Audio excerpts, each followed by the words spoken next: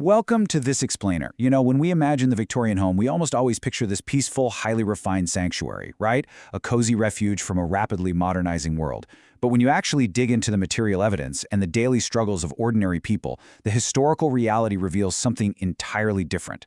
The Victorian home was definitely no sanctuary. It was quite literally a domestic battlefield, a grueling front line against the relentless onslaught of industrial pollution. Today, we're going to reconstruct this world, but not through the lens of kings or politicians. We're looking at the extreme physical labor, the primitive chemistry, and the sheer human endurance required just to keep a house clean. To really grasp the mindset required to survive this era, we have to look at Isabella Beeton's highly influential 1861 manual. The language she uses here is absolutely fascinating. She doesn't describe a relaxed host welcoming guests. No, she frames domestic management as a literal military campaign. To maintain the home, the middle-class mistress had to be a commander operating with strict discipline and a completely unyielding hierarchy. Part 1. The atmospheric menace. So, to understand why this militaristic approach was absolutely necessary, we've got to look at the environment they were actually fighting against. Industrialization essentially weaponized the very air people breathed. In major cities like London, inefficient domestic coal fires created low-temperature combustion. This released these thick, yellow, sulfurous tars right into the atmosphere. We're not just talking about a mist here. It was a stinging, acidic fog that actively seeped indoors, coating lavish draperies in sticky, greasy soot. And then, add to this the fashionable new unrefined coal gas lighting. Sure, it illuminated rooms beautifully, but it produced an awful odor, depleted the oxygen, emitted carbon monoxide, and constantly carried the very real risk of suffocation or even a literal gas explosion right there in the parlor. The paradox here is just striking. The coal that kept them warm and the gas that gave them light were simultaneously destroying the very interiors they were trying to protect. Because the environment was just so saturated with grime, extreme cleanliness transformed into a strict moral duty. It wasn't merely a matter of hygiene, it was the ultimate indicator of middle-class respectability, sobriety, and self-discipline. Conversely, dirt and disorder were explicitly linked by Victorian society to moral degeneracy and lower-class status. So keeping that soot out, that was a daily exhausting performance of your social class. Which brings us to Part 2, the domestic army. Maintaining this illusion of effortless cleanliness required a massive, heavily exploited labor force. Because, let's be honest, the affluent middle-class mistresses were certainly not the ones doing the heavy lifting. The demographic scale of this operation is just staggering. Mrs. Beeton's book of household management sold over 2 million copies within a decade of its release. It essentially functioned as the ultimate field manual for housewives, teaching them exactly how to organize, budget, and command their own domestic workforce. Looking at this rigid hierarchy paints a picture of intense social stratification right under one roof. Up at the top, you had the housekeeper, managing the female staff and the accounts, while down at the very bottom, the scullery maid earned a mere £4 to £8 a year. The entire system functioned on what historians call a circuitry of surveillance. The mistress watched the servants constantly, leaving them with virtually zero privacy.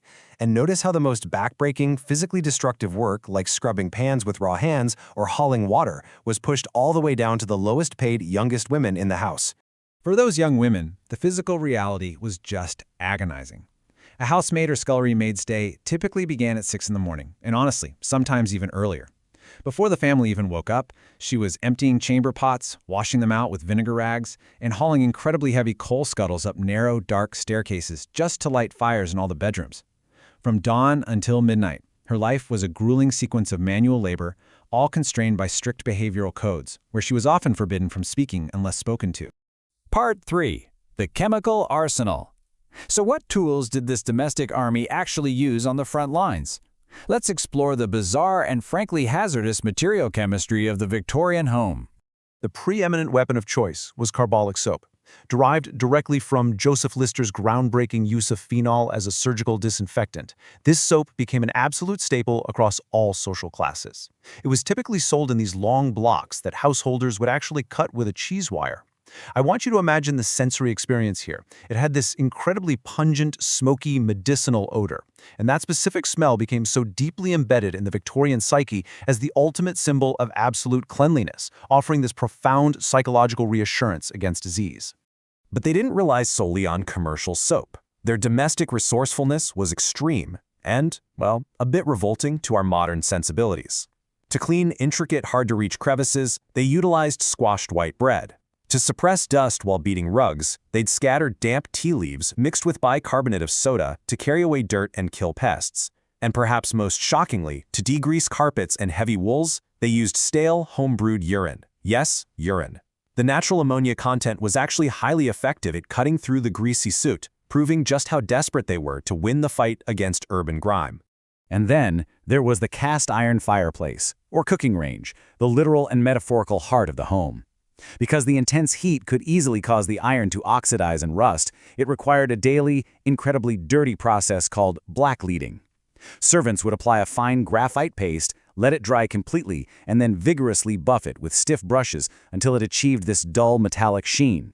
It was an exhausting task that left their hands completely ruined and permanently stained with soot. Part 4. Miasma to germ theory. Everything in this domestic war was about to change, though, all thanks to a profound scientific awakening. For most of the century, Victorians firmly believed in the miasma theory. This was the idea that diseases like cholera were spread by foul-smelling, noxious vapors. They essentially thought, hey, if a room smells good, it's safe. You can clearly see this in 1858 during the Great Stink of London, where the primary goal was really just to eliminate the bad odors. But as figures like Louis Pasteur and Joseph Lister proved that microscopic bacteria actually cause disease, a massive shift began. By the 1870s, as indoor plumbing expanded, this terrifying sewer gas panic erupted. Affluent homeowners became absolutely terrified that their new, modern pipes were leaking invisible germs directly into their living rooms. This realization carried massive historical gravitas. I mean, it's one thing to fight visible soot or bad smells, but how do you defend a home when you learn the enemy is invisible? When you realize that a perfectly odor-free, spotless parlor could still be teeming with deadly pathogens? Well, the answer was a radical alteration of interior architecture. They started pulling out the very things that defined middle-class comfort. Dust-trapping heavy wooden beds draped with lavish fabrics, those were replaced by sterile cast iron or brass beds. Wood paneling in bathrooms was swapped out for non-porous white hexagonal tiles, and those beautiful early Victorian wallpapers, they often contained lethal Scheele's green, a highly toxic arsenic-laced pigment. So those were stripped away in favor of new sanitary wallpapers, printed with oil-based pigments and heavily varnished so they could actually be washed down with water. Part 5. The Mechanical Revolution. As we move toward the end of the century, we finally witness the rise of engineered solutions beginning to replace sheer human suffering. Take laundry, for example. This was universally the most dreaded, bone-crushing task of all. A maid had to collect and heat massive amounts of water on the stove, aggressively agitate heavy, wet clothes using caustic soap flakes and a heavy wooden pauser, squeeze them all through a heavy mechanical mangle, and then iron them using flat irons heated directly on the coal stove. Literally any technological advancement here was a physical salvation for the women of the household. And the exact same went for the floors. Previously, servants swept carpets with straw brooms, but honestly, that essentially just scattered fine coal dust back into the air, only for it to settle on the furniture again. But then, in 1876, Melville and Anna Bissell patented a mechanical sweeper with floor-wheel-driven rotating brushes that actually trapped the dirt inside a box. It was an absolute revelation. Anna Bissell later took over as America's first female CEO, and she even secured Queen Victoria's personal endorsement for the product. Sweeping carpets generically became known as Bisselling across Britain, marking a massive leap forward in domestic technology. We've journeyed through a world constrained by brutal labor, toxic environments, and evolving science. So, when you look around your effortless, climate-controlled home today, with its automated machines and easy-to-clean surfaces, I want you to ask yourself, whose invisible labor and primitive chemistry built the very foundation of our modern comfort? The Victorian domestic battlefield shows us exactly what incredible human endurance it took to conquer the environments that we now just take completely for granted.